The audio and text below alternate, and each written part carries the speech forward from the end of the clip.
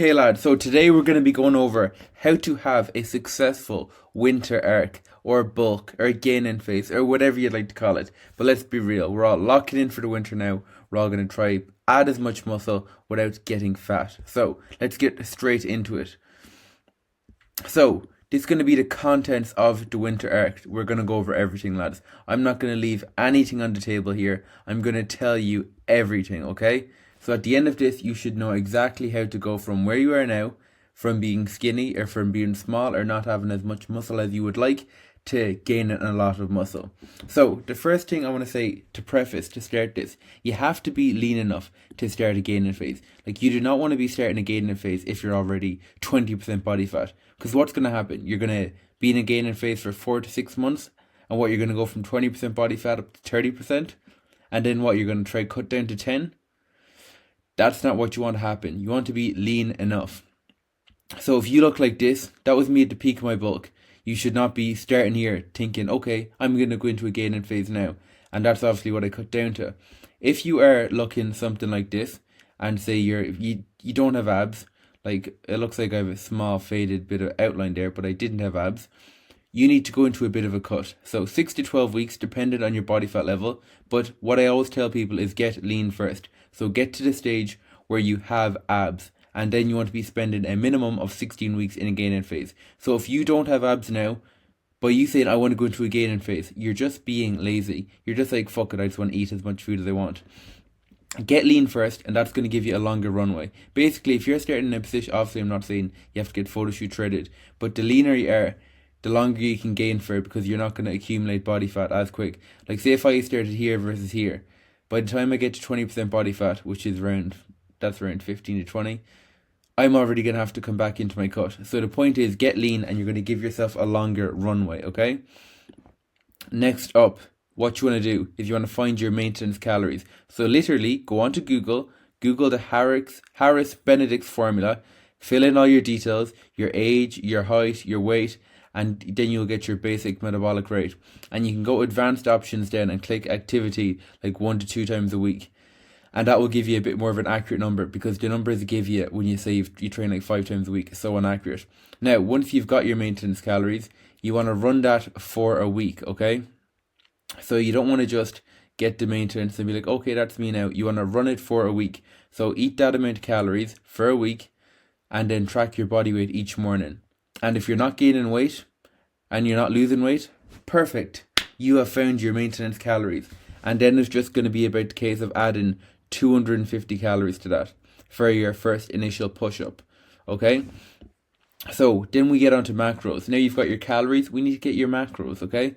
So for your protein, we're going to go for this like rule of thumb. 2.2 grams of protein per kilogram of body weight, okay? With fats, you're going to go 0.6 grams per kilo of body weight. And then carbs, you're going to use up the remainder of the calories, okay? Now, these are the exceptions. If you're overweight, if you already have a large amount of body fat, which I told you already, you should be going into a cutting phase first. But if you are very overweight, let's say you're like 5'5" or like 140 centimeters and you're 100 kilos, no point of you in 220 grams of protein. If you're very overweight, like 180 centimeter male, weighing 120 kilos, 180 grams of protein, okay? So if you're a bit fat, a bit on the heavier side, like you've got a lot of body fat, go on your height, so 1 gram per centimeter of height. Now, if you're not lean enough, male, 80 kilos, go 3,000 calories. This is what it would look like, okay? So it'd be 176 grams of protein, it'd be 48 grams of fat, and it'd be 466 grams of carbohydrates. And then it'd be 10 grams of fiber per 1,000 calories. So let's say this individual here, he's eating 3,000 calories. Therefore, he's going to have 30 grams of fiber in his diet. And then another thing you want to keep in is 3 to 4 liters of water each day. And then 4 to 6 grams of pink Himalayan sea salt each day with each meal. So like say you could have 2 grams in the morning, 2 grams in the evening, and 2 grams for lunch. Again, that's just going to help provide your body with more minerals, and also it's going to help with hydration, okay? Next up, these are the apps you need, okay? So MyFitnessPal, I used that for years. I still use it to track your calories. You can put in log all your food. It's very easy to use. But if you don't know how to use MyFitnessPal, message me on Instagram, DMC_fitness_, and just tell me to send you over to MyFitnessPal guide. And I've basically got training on how to use it. Reps count, that's going to be the one that you're going to use to track all your workouts, okay? Again, very seamless, very easy to use. And then at least this way you've got a log there on your phone, and each week you're going to be progressing.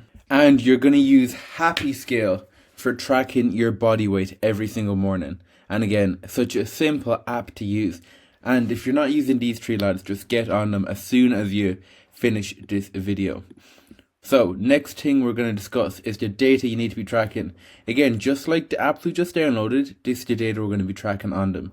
So on MyFitnessPal, you're going to be tracking your calories and your macros. On the Happy Scale app, you're going to be tracking your daily body weight. And then on the training app, you're going to be tracking your training sessions to make sure you're getting stronger from week to week. And again, when you're tracking your body weight, you want to be tracking that before you eat or drink anything, okay? You don't want to be getting up, getting dressed, have a cup of coffee, then be like, oh shit, I didn't weigh myself. And then run back in, jump on the scales, and you're like half a kilo up because you're fully clothed and you've got some fluids in you. So first thing every single morning, okay? And it's just to make sure that you're gaining weight at an appropriate rate. Again, if we're not measuring our body weight on a week-to-week basis, you could be gaining a kilo and a half a week. And it's just going to be too much. You're going to be gaining too much weight and you're going to be accumulating body fat too quickly. And we do not want that, okay? This is the winter arc. You want to build muscle. You don't want to get turned into a fat fuck, okay? Next up, how much weight should you gain? So, again, as I just said, you do not want to get fat here. Getting fat is not the goal. Our goal is to add lean muscle, okay? So don't think the more weight you gain, the more muscle you're going to add, because that is not the case. Again, here I said here, you should aim to gain 0.5 pound per week, which is like 0.25 kilos. So 2 pounds per month or 1 kilo per month at most, okay? You're not going to gain 12 kilos of muscle in a year, but this weight gain will facilitate, right, sorry. What I meant there is I'm saying gain 1 kilo of body weight a month. What I'm saying is you're not going to gain 12 kilos of muscle in a year unless you're literally at the very, very beginning and you have good genetics and your training is on point. But 1 kilo a month is slow enough that you won't accumulate body fat too quickly and you'll be able to make some good lean gains while facilitating your training and getting the most out of it, okay? Now, next thing is, right, now you know how much weight you should be gaining because we don't want to get fat. The next question is, when should I increase my calories? Like say if you're in 3,000 now and you're gaining weight, when should you increase the weight again? So you only want to increase the calories when your weight, so your body weight stalls, you stop gaining weight, and your performance in the gym stalls. So you stop making progressions, like you've hit plateaus, and you're like, man, I'm not gaining any weight, and I'm not getting any stronger in the gym. That's when we're going to come in and be like, okay, let's add some food in here now. Because we're using food as fuel to drive performance. We're not gaining weight for the sake of gaining weight. We're putting food in so we can drive our performance up. And if our performance in the gym goes up, we're going to be able to get stronger and therefore build more muscle. So we're only pushing food in as fuel to fuel our sessions, okay? We're not just gaining weight for the sake of it. Like, majority of you are going to be wanting to building a lean physique. I don't think any of you want to be a strong man anytime soon. You want to build a nice lean physique, athletic looking physique. You don't want to turn into a fatty. And again, I'm putting heavy emphasis on that because I know so many of you are just going to be obsessed with the scale weight and think the more weight, the more muscle. And believe me, I've done that as well. That's why I'm telling you, do not do that. Again, when you have stalled in performance and body weight for 2 weeks, add in 100 to 150 calories through carbohydrates because they're going to be the body's preferred energy source and it's going to help drive that performance that bit more, okay? Next up, what training split are you going to follow? So, as I said here in red, one you can stick to. So there's no point you being like, okay, I'm going to do the exact same program my favorite bodybuilder, my favorite influencer, whatever program you follow, Dean. Like, you have to find one that works for you. One that you can stick to. And as I said here, there's no point of saying you're going to train 5 times per week and throwing a towel in on week 4 because it's too much. So just do something that you can manage. Like, say if you start off in a 3-day split, you do that for a couple of weeks and you're like, I probably could do 4. Then go for 4.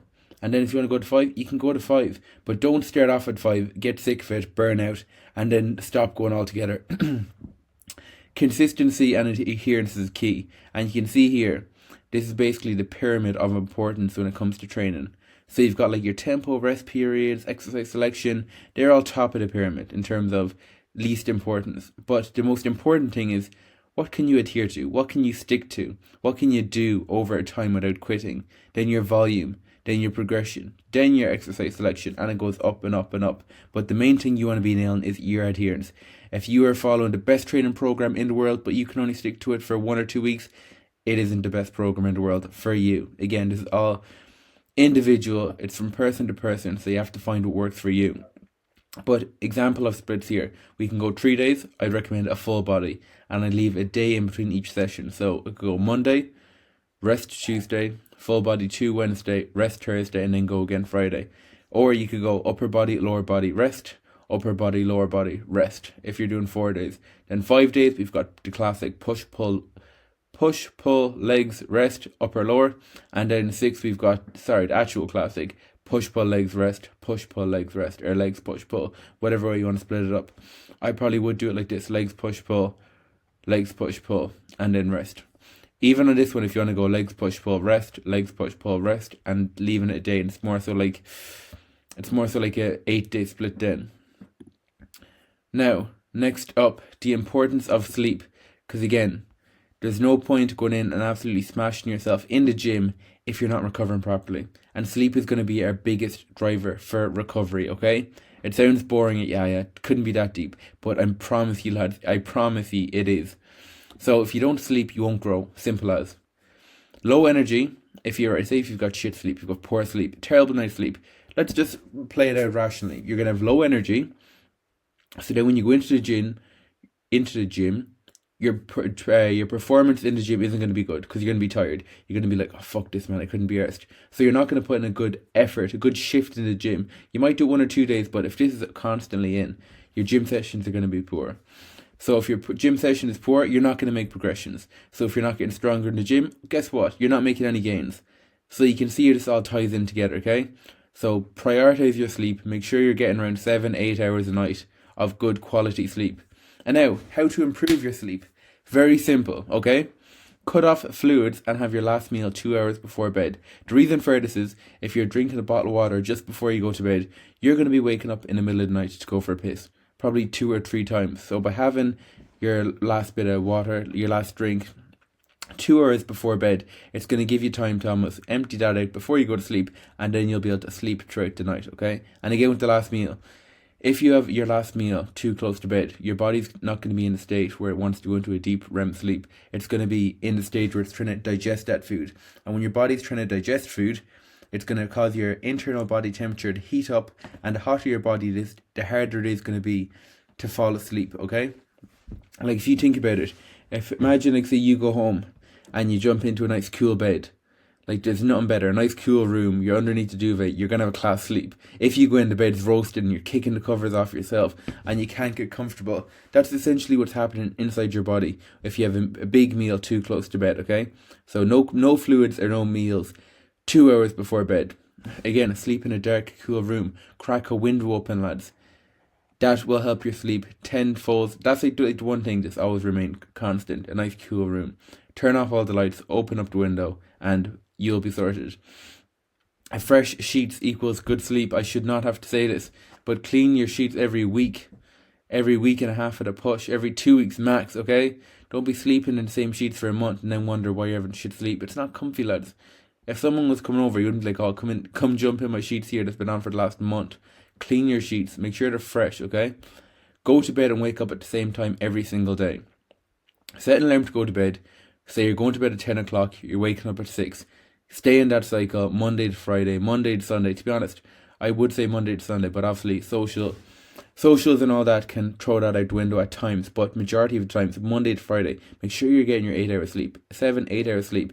Go to bed and wake up at the same time. If you wake up at 6 o'clock every morning, you're going to be tired at 10 o'clock. So go to bed on time. And I said here, set an alarm to go to bed. If you go to bed at 10 and you get your 8 hours sleep, you're probably going to wake up at 6. Like if you go to bed at 10, you're not going to sleep until 10, are you? You're not going to get 12, you're not going to sleep for 12 hours. So set an alarm to go to bed, stick to it, and stay consistent. Because if everyone says to me, "Oh, how'd you get up so early, man?" Like some days, majority of days, I'll get up at like 4:30, and that's because I go to bed at like 8 or half 8. So I'm still getting my 7-8 hours. It's not that amazing. It's just that my body clock is dialed in, and that's what, to be honest, I'd give majority of the gains I've made over the last couple of months, just because my routine and my sleep has been so dialed in. Now, the next one, cardio or steps on a bulk. Question mark, do you have to do it? Do you have to do cardio? Should you still be monitoring your activity on a bulk, or should you just plop back, relax, and get fat? No, you do not want to get fat on a bulk. So these are the general health markers and general markers I'll give for everyone. So baseline steps, 8 to 10,000 every single day. Again, just for general health. Just because we're on a bulk, we're in a gaining phase, we're on our winter arc and we want to gain muscle, it doesn't mean we're fucking our health to the wind. Be like, it's alright, don't have to be healthy now. We still want to be healthy, so keep them at an 8 to 10k baseline. And again, if we keep a good level of steps in, that's only going to benefit us in the long run. Like, it's going to help us with our digestion. It's going to help keeping the body moving around. And even when it does come that time, at the end of the day, you're going to be able to sleep a lot easier having done that extra bit of expenditure. And then for cardio, I'd recommend 2 to 3 20-minute cardio sessions at 130 to 150 beats per minute to keep healthy. Again, we want that elevated heart rate. Again, just for general heart health, okay? And then another big point. So when you do transition into a cut and you're adding cardio in, it isn't that hard. Like, you're not absolutely wheezing on your 20 minutes of cardio. Like, you still want to stay fit. And again, good cardio, better performance, more progressions, more muscle gained. Like, the last thing you want to do is to get under a barbell or get under a squat or be doing deadlifts or rows or anything.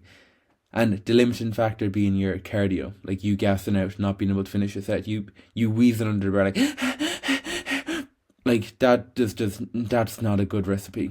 You want to be failing due to your muscles not being able to continue, not your cardiovascular system, okay? So keep cardio in on a bulk and keep your steps at that level. Now, how long to gain for? So this is the timeline I'm going to set you up for. A minimum of 16 to 24 weeks, which is a minimum of 4 to 6 months, okay? The muscle building process is slow, so you want to be spending time in the surplus, time getting stronger, time gaining that bit of weight. Like, you don't want to be getting fat, and if you can have 4 to 6 months of solid gaining, that's going to really, really make significant improvements to your physique. So you need to be spending a long time in a gaining phase. And then after the 4 to 6 weeks, 20 to 24 weeks, then into a 4 to 6 tidy up phase, pull off the bit of body fat. In 4 to 6 weeks, you'd pull off 6 kilos of body fat and then go again, okay? And that is if your goal is, like, say, you might be happy enough after 6 months and you want to go into a proper cut. You might have a holiday coming up and you want to get lean and mean. Then you can push that back, say 10, 16 weeks for a cut and get properly shredded. Now, goal dependent, but this is like the kind of timeline I like. So gain for October, November, December, January, February, March, and then followed by a cut for March, April, May, June. Then you're shredded for the summer, do a maintenance period for July and August, so you maintain the shred, you're still looking good all summer. Then do a reverse for September. Then you're going to go into a gaining phase then for October, November, December, January, February, March, and rinse and repeat. Do that for a couple of years and you will be absolutely fucking wham. So that is the winter arc in its essence, in completion. So if you have any questions at all, lads, you want any of the guides, anything, literally just send me a message on Instagram, DMC_fitness. Shoot me over a message if you have anything, if you need a training plan, if you need anything, need advice on anything, or if you want to know, should I cut, should I bulk, just send me a message on Instagram. I'll get back to you straight away and I'll give you any help that you need. But other than that, thank you for watching, lads, and I will see you in the next one.